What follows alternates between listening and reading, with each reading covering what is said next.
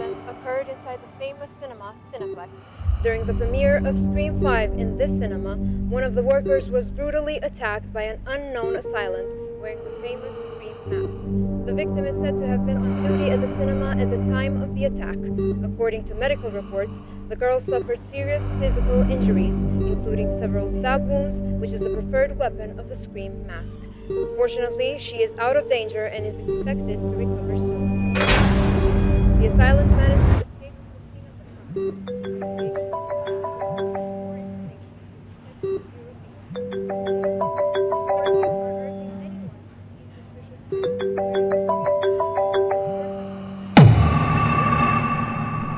Hello. Hello.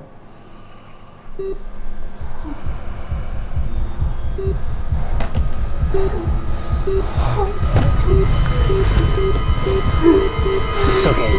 I'm here. It's okay, honey. Calm down. I'm gonna call a nurse.